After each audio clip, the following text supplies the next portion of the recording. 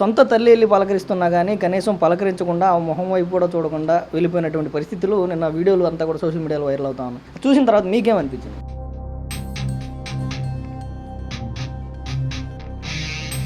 హైకోర్టులో కేసు గెలిచినటువంటి వ్యక్తి అక్కడే సంతోషభరితంగా ఉన్న టైంలో మళ్ళీ ఒకవేళ పలకరిస్తే ఆస్తి ఏమన్నా అడుగుతుందేమో. ఒక కోడలు ఆ పేపర్ కథనాన్ని పక్కన పెట్టేసిన సాక్షి యాజమాన్య ఓనర్ భారతి గారికి స్వయానా నోటీస్ ఇచ్చినటువంటి పులివెందుల వాసి. అప్పుడు వచ్చినటువంటి 60 నుంచి 65 సీట్లు గెలవడానికి ప్రధాన కారణంగా మిగిలాయి. 2019లో గెలవడానికి ప్రధాన మెట్లయ్యాయి. మరి అవన్నీ ఎలా మర్చిపోయారంటారు జగన్మోహన్? నేను ఓడిపోయినా పర్లేదు, నా తల్లొద్దు, నా చెల్లొద్దు, ఇంకా ఏ రాజకీయ పార్టీలతో పొత్తు కూడా వద్దు. సాధారణంగా రాజకీయం అనగానే ప్రజాసేవ, ఆ ప్రజాసేవలో ఉన్న వ్యక్తులను కలవడానికి పాస్లు ఏంటి, విఐపి పాస్లు ఏంటి, లెవెల్స్ ఏంటి? విఐపి పాస్ మీరు గేట్ దాకా వెళ్ళొచ్చు, విఐపి పాస్ మీరు ఎంట్రీ పాస్లోనే చూడాలి. సో స్పెషల్ ప్రోటోకాల్ పాస్ ఆయన గది దాకా వెళ్ళొచ్చు, మది దాకా ఎవరు వెళ్ళగలరు? మరి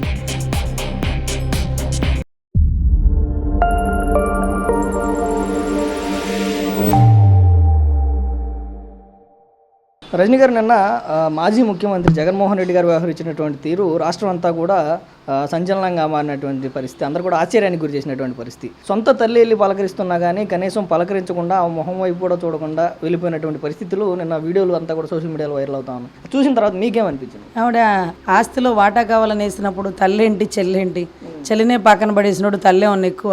ఆవిడ మీద కష్టపడి హైకోర్టులో కేసు గెలిచినటువంటి వ్యక్తి అక్కడే సంతోషభరితంగా ఉన్న టైంలో మళ్ళీ ఒకవేళ పలకరిస్తే ఆస్తి ఏమన్నా అడుగుతుందేమో. సో అప్పులో ఎలా ఉంటారంటేనండి, మనం తలకాయ తిప్పితే వాడు ఏమన్నా అప్పు అడుగుతాడో ఉన్న భయంతో బాధతో పరిగెడుతుంటారు చూడండి, ఆ మాదిరిగా అనిపించింది. కష్టపడి కోర్టులో కేసు గెలిచినాడు, మళ్ళీ తల్లి పిలిచి అదేంట్రా అయ్యా అట్లా చేస్తారా నా అయ్యా అని అనింది అనుకో, మళ్ళీ ఏమైనా ఇవ్వాల్సి వచ్చిద్దో. లేకపోతే మన భారతమ్మ గారు ఎంతవరకు పర్మిషన్ ఇచ్చారు, వెళ్ళి అక్కడ పూలు సమర్పించి రావడమే, వారితో వీరితో పలకూడదు. మనం చిన్నపిల్లలకి చెప్తాను చూడండి, ఎవరేమి ఇచ్చినా తీసుకోకూడదు, అంకుల్స్తో మాట్లాడకూడదు, స్ట్రైట్గా వచ్చేసేయండి అంటాను చూడండి. అదే మాదిరిగా పాపం చాలా క్రమశిక్షణగా వ్యవహరించినటువంటి ఉత్తమ బిడ్డ, ఉత్తమ భర్త అనే చెప్పాలండి. సో తద్వారా నాకు అర్థమైంది ఏంటంటే, ఆస్తి అడిగితే భారతమ్మ గారు ఎవరిని ఉపేక్షించరని. అదే రకంగా సాక్షి కథనాలు గతంలో మీరు చూస్తే ఇదే రాజశేఖర రెడ్డి గారి చనిపోయిన వర్ధంతి టైంలో పులివెందుల వారు వర్ధంతికి వారికి వారి కుటుంబానికి నివాళులు తెలియజేసుకుంటున్నాం అంటే ఏదో ఒక స్టేట్మెంట్లు ఇచ్చినారండి. అది ఫ్రంట్ పేజీలో పడాలని చెప్పి వాళ్ళు పేమెంట్ కూడా కట్టేసినారు సాక్షి పేపర్కి. అదే రకంగా ఫ్రంట్ పేజీలో నా పేరే వచ్చిద్దని అనుకున్నప్పుడు ఇమ్మీడియట్గా అది రాలేదండి. ఇది రాలేదు ఏంటి అంటే, నువ్వు జగనన్న ఫోటో ఒక్కటే వేసేవాళ్ళం, కానీ నువ్వు షర్మిలమ్మని హైలైట్ చేస్తూ షర్మిలమ్మ ఫోటోతో పాటు జగనన్నది వేస్తున్నావు, సో నీకు కథనం రాదు అన్నారు. అదేంటండి, డిపాజిట్ కూడా చేసేసిన అమౌంట్ మీకు వెళ్ళిపోయింది కదా, మీరు వేస్తానన్నారు కదా, ఎందుకు వేయలేదు, నా పరువు పోయిందని డిఫామేషన్ వేసినాడండి పులివెందుల వాసి ఒక్కడు. ఏ కారణంతో పేపర్ కథనం రాలేదు అంటే షర్మిలమ్మ వైపు సానుభూతిగా ఉన్నాడు, షర్మిలమ్మ పేరు కూడా రాస్తానన్నాడు. అంటే సాక్షి పేపర్ అంటే వైఎస్ఆర్ బొమ్మ ఏదో కనబడుతుందండి. మరి వైఎస్ఆర్ గారికి ఇద్దరు బిడ్డలే కదా, ఒకరి బిడ్డ ఆ ఫోటో వేయాల్సి వస్తుందని ఒక కోడలు ఆ పేపర్ కథనాన్ని పక్కన పెట్టేసిన సాక్షి యాజమాన్య ఓనర్ భారతి గారికి స్వయానా నోటీస్ ఇచ్చినటువంటి పులివెందుల వాసి. సో మీరు అప్పుడు ఆలోచించండి, ఆవిడకి ఎంత కోపమో, షర్మిలమ్మ అంటే ఎంత కోపమో, లేకపోతే ఆవిడ నివాళులు అర్పించడం కూడా అంత కోపం. అయితే ఆవిడ తిరగదిప్పి ఇక్కడే రాజకీయం చేస్తానంటే ఆవిడికి సపోర్ట్ చేస్తున్నటువంటి తల్లి విజయమ్మనైనా వీరెందుకు ఉపేక్షిస్తారండి? సో ఆ విధంగా ఆయన పలకరించడానికి ఆయనకి అనుమతులు రాలేదు కాబట్టి పూలు సమర్పించి మాత్రం వెళ్ళిపోవడమే ఆయన అంతిమ లక్ష్యం అనుకున్నాడు, అంతవరకే చేసినాడండి. అంటే ఇక్కడ ప్రధానంగా ఏదైతే ప్రజా సంకల్ప యాత్ర పేరుతో జగన్మోహన్ రెడ్డి రోడ్డు మీదకి వచ్చినప్పుడు, రాజశేఖర రెడ్డి గారు చనిపోయినప్పుడు కానీ దాని తర్వాత వచ్చినటువంటి రాజకీయ పరిస్థితుల వల్ల ఆయన అరెస్ట్ అయినటువంటి సందర్భంలో ఇదే విజయమ్మ గారు, ఇదే షర్మిల గారు ఆ పాదయాత్రను వీరు తీసుకొని పాదయాత్ర రాష్ట్రం అంతా కూడా పాదయాత్ర చేసి షర్మిల గారు ఇచ్చినటువంటి పాదయాత్రలు కానీ ఆ స్పీచ్లు కానీ అంతా కూడా ఆయన అప్పుడు వచ్చినటువంటి 60 నుంచి 65 సీట్లు గెలవడానికి ప్రధాన కారణంగా మిగిలాయి. 2019లో గెలవడానికి ప్రధాన మెట్లయ్యాయి. మరి అవన్నీ ఎలా మర్చిపోయారంటారు జగన్మోహన్ రెడ్డి? సార్, ఒక మూర్ఖుడికి ఏమీ తెలీదు అంటే నాకు అర్థం కాదండి. తల్లి చెల్లి పాదయాత్ర చేస్తే గెలిచినావయ్యా, నువ్వు మళ్ళీ తల్లి చెల్లిని దగ్గర తీయి, నీ గెలుపు తథ్యం అవుతుంది. అదే రకంగా అందరినీ సమీకరించుకో అంటే, నేను ఓడిపోయినా పర్లేదు, నా తల్లొద్దు, నా చెల్లొద్దు, ఇంకా ఏ రాజకీయ పార్టీలతో పొత్తు కూడా వద్దు. నేను సింహం సింగిల్గా వెళ్ళిద్ది ఎక్కడికి, వేటక, స్నానానికా, వాష్రూమ్కా? సింహం పొద్దుగుకులు సింగిల్గా వెళ్ళిద్ది ఎక్కడికి, పళ్ళు తోముకోవడానికా? సో ఇది ఎలా ఉందంటేనండి, ఒక మనిషి గెలవాలి అంటే కలిసి ఉంటే కలదు సుఖం, కలిస్తేనే బలం అని ఈ రోజు కూటమి మూడుగా కలిసి, అటు సెంట్రల్ కానీ ఇటు స్టేట్ కానీ, ఒక పరిపాలన దక్షత ఉన్న ఒక పక్కన, పోరాడే పటిముండ ఒక వ్యక్తి ఒక పక్కన, దేశాన్ని పరిరక్షించే నేత ఒక పక్కన, అందరూ కలిసి సమీకరించి ఈరోజు పక్క పార్టీ వారి ఆడబిడ్డ కూడా, ఈవెన్ దో షర్మిలమ్మ కూడా చంద్రబాబు గారిని కలిసి, లేకపోతే పవన్ కళ్యాణ్ గారిని కలిసి, అందరూ కలిసి ఒక ప్రయాణం చేస్తున్నప్పుడు నేను ఒక్కడనే సింగిల్గా వస్తానంటే అతను సింగిలా మూర్ఖుడా? రావణుడు కూడా సింగిలేనండి, అతను ఎవరిని సమీకరించుకోడు. కానీ రాముడు పోరాడే పటిమ ఉన్నప్పటికీ, రాముడు యుద్ధం చేయగల పరిస్థితిలో ఉన్నప్పటికీ అతని బాణంతోనే కదా చనిపోయింది రావణుడు. మరెందుకు వీళ్ళంతా ఆంజనేయులు, సుగ్రీవులు, లేకపోతే విభీషణుడు, ఎందుకు వీరంతా? కొట్టింది ఆయన బాణంతోనే, కొట్టగలిగేది ఆయనే. ఆయనకు మించిన వారు ఎవరూ కాదని ఈ వెనకాల ఉన్న ప్రతి ఒక్కరికి తెలుసు. ఆంజనేయుడికి తెలుసు, విభీషణుడికి తెలుసు, రామబాణంతోనే రావణుడు చనిపోతాడని. కానీ ఎందుకు అందరినీ సమీకరించుకున్నారు? అది చంద్రబాబు గారి దగ్గర ఉండేటటువంటి గొప్పతనం. అందరినీ కలుపుకొని వెళ్ళాలి, ఎవరి దగ్గర ఉండేది వారే. ఇప్పుడు విభీషణుడు ఒక అద్భుతమైన సలహా ఇచ్చాడు, ఆంజనేయుడు ఒక అద్భుతమైన వారధి వేసినాడు. అందరితో సమీకరించి అందరినీ కలుపుకొని విజయాన్ని చేకూరుస్తున్నప్పుడు అది ఒక సంతోషం. నేను సింగిల్గా ఉంటాను, సింగిల్గానే పోతావు రావణుడు పోయినట్టుగా. నీ కుండ చెమ్మ 10 తలలు, ఒక సాక్షి పేపర్, ఒక సాక్షి మీడియా, లేకపోతే యూట్యూబ్ ఛానల్స్. కానీ శత్రువు ఎప్పుడు ఒక్కడిగానే ఉంటాడు, మూర్ఖుడు ఎప్పుడు ఒక్కడిగానే ఉంటాడు. సో ఈ ఒంటరి ప్రయాణంలో ఆయనతో ఎవరు కలిసి రావట్లేదు అనేది వాస్తవం. ఆయన ఎవరితో కలవడం ఇష్టం లేదనేది అవాస్తవం. ఆయన కలవాలనుకున్నా ఎవరు కలుస్తారండి?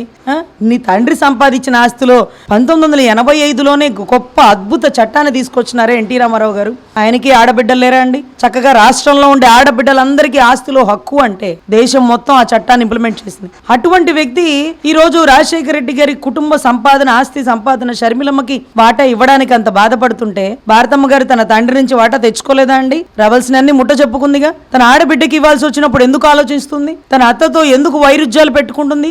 అత్త మీద ఆస్తి కేసు గెలిచి ఎందుకు సంబరపడిపోతుంది? ఎవరు తీసుకుపోయేది? పోయేటప్పుడు అన్ని అక్కడ అప్పచెప్పి పోవడమే కదా. ఎక్కడో విదేశాల్లో ఉన్న బిడ్డలకి ఇక్కడి నుంచి సమీకరించిన ఆస్తులు వాళ్ళు ఏం చేసుకుంటారు, ఏ రకంగా మార్చుకుంటారు? వారు ఇక్కడికి వచ్చి రాజకీయం చేస్తారా? ఇక్కడికి వచ్చి ఉంటారా, తింటారా? ఎందుకు? పంచుకుంటే పెరుగుతుంది ప్రేమ, తుంచుకుంటే తొలగిపోతుంది బంధాలు, బంధుత్వాలు అన్నట్టుగా ఈయన తుంచుకుంటూ పోయారు, వారు పెంచుకుంటూ పోయారు. సో ఖచ్చితంగా ఒక అద్భుత నవ్యాంధ్ర నిర్మాతకి, రాజకీయ దురంధరుడికి, ఒక రాజకీయ సన్యాసికి ఉండే తేడా ఇలాంటిదేనండి. ఎందుకంటే అతను ఎవరితో కలవడు, ఎవరితో అతను కలవడానికి ఎవరు కూడా ఆయనతో కలవడానికి ఇష్టపడరు.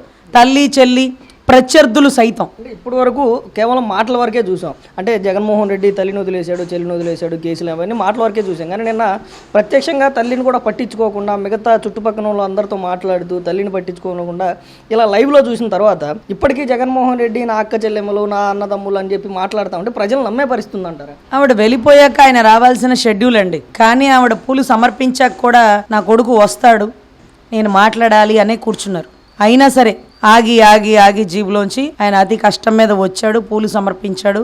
అందరూ నమస్కారాలు పెడుతున్నారు ఆయనకి. ఎవరుగా? రాజశేఖర్ రెడ్డి బిడ్డగా నమస్కారం పెడుతుంటే రాజశేఖర్ రెడ్డి గారి భార్య, జగనన్న తల్లి తల దిప్పితే పలకరించాల్సి వస్తుంది. తల దిప్పితే ఏమిరా తల్లి మీద కేసు గెలిచి నువ్వు రాజకీయం చేయాలనుకుంటున్నావా? అమ్మ రాజీనామా అంటే ఏదో సినిమా చూసినామండి, తర్వాత మళ్ళీ ఎప్పుడు సీన్ లో చూడలా. ఒక రోజు సిద్ధం సభ పెట్టి ఆ సభలో తల్లితో రాజీనామా చేపించినాడండి. ఊరే నాయన, అమ్మ తనంతట తానే రాజీనామా చేసింది. అప్పట్లో శారద గారి సినిమా అండి. కానీ ఇప్పుడు కొడుకు దగ్గరుండి నువ్వు రాజీనామా ఇవ్వు, రాష్ట్రం దాటి వెళ్ళిపో, నువ్వు ఒక రూల్ పెట్టినాడేమో. ఈ రోజుకి నా కొడుకు ఇలా చేశాడు, ఇలా ఇబ్బంది పెట్టాడు అంటే తన భర్త ఎక్కడికి వెళ్ళాడో తను కూడా అక్కడికే వెళ్లాల్సి వచ్చిద్దనే ముందుకుందేమో, ఆవిడ జాగ్రత్తలో ఆవిడ ఉందేమో. ఈ రోజుకి కూడా మన సిబిఐ వారిలో ఇచ్చిన స్టేట్మెంట్, వివేకానంద రెడ్డి గారు, నువ్వు రా షర్మిలమ్మ, నీతో నేను రాజకీయం చేపిస్తా, ఇది రాజన్న గడ్డ, వైఎస్ఆర్ అడ్డా, నువ్వురా నేను ఎంపీగా నుంచోబెట్టి గెలిపిస్తా అంటే, చిన్నాయన అన్నకు తెలిస్తే కోపం అవుతుంది, అన్న ఊరుకోడు, నువ్వెందుకు అట్లా మాట్లాడుతున్నావు, నీకేదో దగ్గరకు వచ్చింది, లేకపోతే నువ్వు రాజకీయం నన్ను చేపిస్తానంటావేంటి? ఆయన్ని ఇబ్బంది పెట్టకుండా ఆయనతో పాటు కలిసిపోతే పో, ఆయనకి ఎదురు పోతానంటే పోతావు, నువ్వు పోయేది కాక నన్ను నుంచోబెట్టి నన్ను కూడా పంపించేలాగున్నావే అని ఆవిడ భయపడిపోయిన పరిస్థితుల్లో చిన్నాయన నన్ను ఇట్లా అడిగినాడు, నాతో రాజకీయం చేపిస్తానన్నాడు, అన్నకు విరుద్ధంగా పోవడం మనకు మంచిది కాదన్నాను అంటూ ఆ తల్లి సిబిఐ సాక్షిగా ఇచ్చిన స్టేట్మెంట్. అంటే ఆయనే చెయ్యాలి, భారతి గారి ఆధ్వర్యంలోనే చెయ్యాలి. తల్లి రాకూడదు, చెల్లి రాకూడదు, ఎవరు పోటీ చేయకూడదు. విజయమ్మతో కడపలో పులివెందులో నుంచోబెడితే గెలిపించింది, వైజాగ్ బోర్డర్లో ఆమెకి ఏం తెలుసండి పాపం. అక్కడికి వెళ్ళి నుంచోబెట్టి ఓడిచ్చినాడా? సరే పాపం ఏదో ఆవిడకి ఏదో పోస్ట్ ఉండేది పాపం అంతకుముందు వైఎస్ఆర్సీపీ పార్టీలో, ఆ పోస్ట్ కూడా రాజీనామా ఇచ్చి ఎక్కడైనా ఏ చట్టాలు ఉన్నా సరే చనిపోయే వరకు కొడుకు దగ్గర ఉండాలనేదే గొప్ప చట్టాలు. ఎందుకంటే ఏ తల్లైనా అక్కడే ఉండాలనుకుంటది. కానీ కోడలుతో మరి ఇబ్బందికర పరిస్థితుల్లో మనకు తెలియదు, కానీ కూతురు అల్లుడు దగ్గర ఉండడం అంత దారిద్రకర పరిస్థితి ఏ తల్లికి ఉండదండి, ఉండకూడదు కూడా. ఎందుకంటే చివరాఖరిలో కొడుకు సొమ్ము తినాలి, కొడుకుతో ఉండాలి, కొడుకు కూతుళ్ళని చూసుకోవాలనే ఎప్పుడు ప్రేమగా ఉంటది. ఎందుకంటే రక్తం ఎప్పుడు ఇటే పారుతుంది కాబట్టి. కానీ అటు ఎదురు పారిచ్చారు. అల్లుడు అనిల్ గారు, రాజశేఖర రెడ్డి గారు చేసిన మంచి పని, అల్లుడు అనిల్ గారికి ఇచ్చి పెళ్లి చేయడం. చక్కగా ఈ రోజు ముద్దన్న పెడుతున్నాడు అల్లుడు మంచోడు కాబట్టి. లేకపోతే ఉంటే కొడుకు దగ్గర ఉండు, లేకపోతే వృద్ధాశ్రమంలో ఉండు అన్నాడు అనుకోండి, ఆవిడ పరిస్థితి ఎలా ఉండేది? ఫస్ట్ వృద్ధాశ్రమంలో ఎంట్రీ పాస్ ఈవిడికే, టోకెన్ టికెట్ ఈవిడికే కట్టేవాళ్ళు. కూతురు అల్లుడు మంచోడు కాబట్టి ఎక్కడో ఏదో మూల ఆమెకి తిండి పెడుతున్నారు. డబ్బుంటే సరిపోయిందా అండి? రక్త సంబంధాలు ఉండద్దా?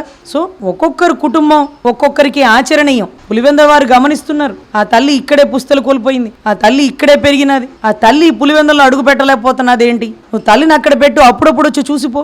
నాయనుండి ఇంట్లో తల్లి కూడా ఉండడానికి వీల్లేదంటూ నువ్వు ఏదో ఒక చెరసాల సూత్రాన్ని అమలు చేస్తూ నువ్వు తల్లిని తెలంగాణలో ఆపేసినావంటే ఇక తల్లికే ఇవ్వని గౌరవం, చెల్లికే ఇవ్వని గౌరవం ఈ రాష్ట్ర ప్రజలు, దళిత బిడ్డలకి నా అక్క చెల్లెమ్మలు, నా రోజక్క, నా రజనక్క అంటే ఎవరు నమ్ముతారండి? నమ్మే పరిస్థితిలో రాష్ట్ర ప్రజలు లేరండి. రజనీ గారు, నిన్న వైఎస్ రాజశేఖర రెడ్డి గారి వర్ధంతి సందర్భంగా జగన్మోహన్ రెడ్డి గారు పులివెందుల వెళ్ళినటువంటి సందర్భంలో కొన్ని ఫోటోలు సోషల్ మీడియా ద్వారా వైరల్ అవడం, జగన్మోహన్ రెడ్డి గారిని కలవాలి అంటే విఐపి పాసులు, వివిఐపి పాసులు తీసుకొని మాత్రమే కలవాలి అని చెప్పి బయటకు వచ్చినటువంటి కొన్ని ఫోటోలు చూస్తే, అంటే సాధారణంగా రాజకీయం అనగానే ప్రజాసేవ, ఆ ప్రజాసేవలో ఉన్న వ్యక్తులను కలవడానికి పాసులు ఏంటి, విఐపి పాసులు ఏంటి, లెవెల్స్ ఏంటి? ముఖ్యంగా ఆయన కూడా సినిమాల్లో హీరో అవ్వాలనుకుంటున్నాడు, టికెట్లు రేట్లు పెట్టుకోవాలనుకుంటున్నాడు, టికెట్ తీసుకునే సినిమా చూడాలని ఆశిస్తున్నాడు. ఆయన కూడా ఒక హీరో లాగా భావిస్తున్నాడేమో.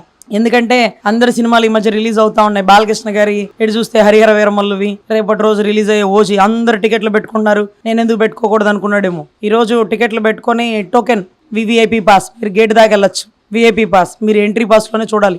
సో స్పెషల్ ప్రోటోకాల్ పాస్, ఆయన గది దాకా వెళ్ళొచ్చు.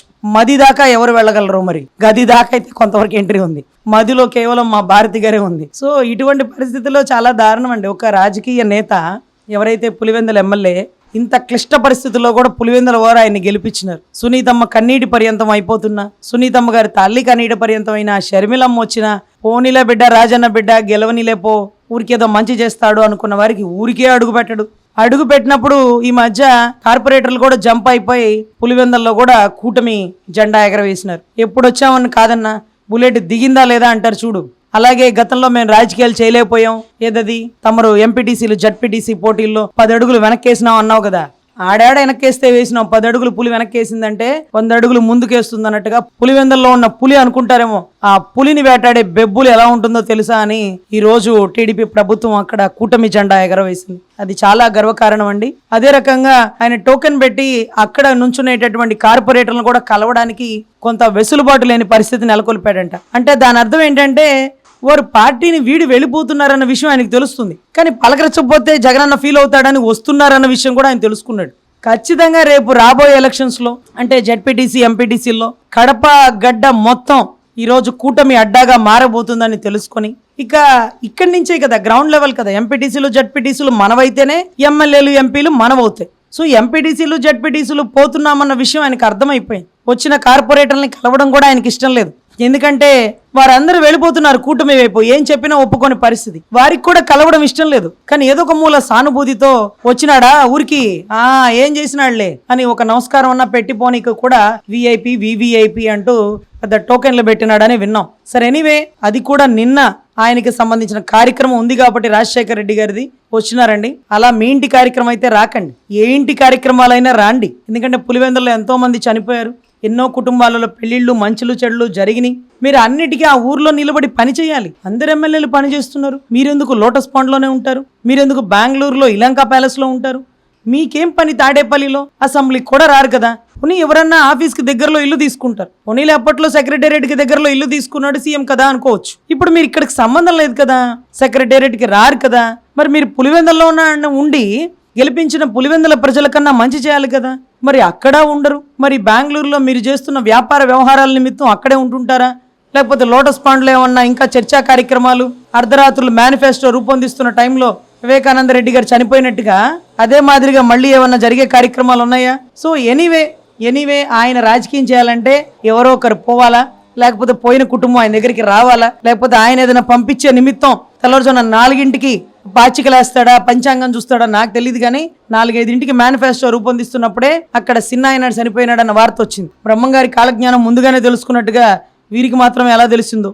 ఎందుకంటే అజయ్ కల్లం గారు చెప్తుంటే ఆశ్చర్యం అవుతుంది. 6 వరకు కృష్ణారెడ్డి నాకు తెలియదు అంటాడు, లేకపోతే అవినాష్ రెడ్డి నాకు తెలియదు అంటాడు. మరి అజయ్ కల్లం గారు మాకు అప్పుడే తెలుసు జగనన్న చెప్పినారని. తెల్లారే కళ వచ్చిందా, ఫోన్ వచ్చిందా? ఫోన్ వచ్చినోడు ఇంకా వెలుగులోకి రాలేదేంటి? సిబిఐ విచారణ అక్కడితో అయిపోయిందేంటి? ఇంకా 2 అడుగులు ముందుకెళ్లాల్సినటువంటి పరిస్థితి అయితే ఉందండి. ఎనీవే ఆ టోకెన్ సిస్టమ్ ఏంటో దయచేసి పులివెందుల్లో అందుబాటులో ఉండండి, లేకపోతే నెలాఖరికి జీతం కూడా రాకుండా ఆపేయాలనిపిస్తుంది. పని చేయనోడికి ఎందుకు ఇవ్వాలి జీతం? పులివెందులు అడుగు పెట్టవు, పులివెందుల మంచి చెడు చూడు, పులివెందులో ఎవరు చనిపోతున్నారో, ఎందుకు చనిపోతున్నారో, ఎందుకు మొన్నటి రోజు ఓడిపోయిందో తెలుసుకోవాలి, పర్యవేక్షించాలి, కార్పొరేటర్లతో మాట్లాడుకోవాలి, సర్పంచులతో మాట్లాడుకోవాలి, రేపటి రోజు ఎవరిని నుంచోబెట్టాలో ఎంపిక చేసుకోవాలి. ఇవన్నీ వదిలేసి రాజకీయ సన్యాసం చేయబోతున్నారా? 11తో నామాలు పెట్టి దూరంగా ఉంటారా? సో ఎనీవే ఆయన కూడా ఒక హీరోలా భావించి నాకు కూడా టోకెన్ కట్టండి, టోకెన్ టికెట్ ఉంటేనే రావాలి, 100 రూపాయల టికెట్, 500 రూపాయల టికెట్ అని రేపటి రోజు టికెట్ల రేట్లు అమ్ముకుంటే సున్నాగా మిగిలిపోతాడని నేను భావిస్తూ పులివెందుల వారికి అందుబాటులో ఉంటూ మిమ్మల్ని కష్టపడి గెలిపించిన ఆ నియోజకవర్గ సమస్యల్ని అసెంబ్లీకి వచ్చి ప్రశ్నించండి. చంద్రబాబు గారు మిమ్మల్ని సూటిగా అడిగిన ప్రశ్న, దమ్ముంటే అసెంబ్లీకి రండి, మాట్లాడుకుందాం, చర్చించండి, మీ నియోజకవర్గ సమస్యల గురించి చర్చించండి. ప్రజలు మీకు ప్రతిపక్ష పాత్ర ఇవ్వకపోయినా మీరు 2 అసెంబ్లీలోకి నేను ఇస్తాను, మీరు మాట్లాడండి అన్నారు. అయినా సరే అంతమందిని చూస్తే ఆయనకి మాట్లాడే ఓపిక లేదు. కళ్ళు ఇలా ఇలా ఇలా ఇలా పెడుతుంటాడు చూడండి. అటుపోయి తల దించుకొని ఎవరికి నమస్కారం పెడుతున్నాడో, ఎందుకు చేతులు పట్టుకున్నాడో, ఎందుకు భుజాలు తడుగుతున్నాడో, స్పీకర్ దగ్గరికి వెళ్ళి స్పీకర్ చేయి పట్టుకుని స్పీకర్ భుజాలు తడుగుతాడేంటి? బాగా చెయ్యని స్పీకర్ కి చెప్తున్నాడా? అంటే మతి స్థిమితం కోల్పోయిన వ్యక్తి ఎటువైపు వెళ్ళి కూర్చుంటాడో, ఎవరి ప్లేస్ లో కూర్చుంటాడో, నా ప్లేస్ ఏదో నాకు చూపించండి, డైరెక్ట్ గా అక్కడికే వెళ్ళి కూర్చుంటాననే పరిస్థితి. సో అసెంబ్లీలో కూడా దీని ప్రస్తావన ఉందండి. ఇన్ని రోజులు రాకపోతే ఏదైతే దానికి సంబంధించిన డిసిప్లిన్ యాక్షన్ కూడా తీసుకుంటారు. సో 11 ఎమ్మెల్యేలు అసెంబ్లీకి రావాలి, వారి సమస్యల గురించి చర్చించాలని మేము ఆవేదన వ్యక్తం చేసుకుంటాం.